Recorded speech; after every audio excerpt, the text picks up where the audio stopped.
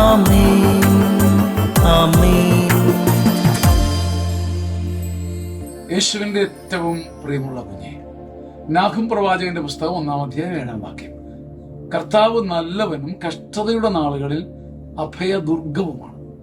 കർത്താവ് നല്ലവനാണ്, പക്ഷേ നമ്മുടെ കഷ്ടതയുടെയും ഭാരത്തിന്റെയും നാളുകളിലാണ് കർത്താവ് ആശ്രയിക്കാൻ പറ്റുന്നവനാണെന്നും ചാരാൻ പറ്റുന്നവനാണെന്നും ഒരു ബോധ്യം കിട്ടുന്നത്. അതുവരെ കേട്ടത് ഒരു ഭക്തി, ഒരു വിശ്വാസം. പക്ഷെ കഷ്ടതയുടെ നാളുകളിൽ ചാരാൻ പറ്റുന്നവനാണ് ദൈവമെന്ന് നാം തിരിച്ചറിയും. തന്നിൽ ആശ്രയിക്കുന്നവരെ കർത്താവ് അറിയുന്നു. കാട്ടിക്കൂട്ടുന്നവരെയല്ല, കള്ളത്തരം കാണിക്കുന്നവരെയല്ല, വരുത്തി തീർക്കുന്നവരെയല്ല, അഭിനയിച്ച് ഫലിപ്പിക്കുന്നവരെയല്ല.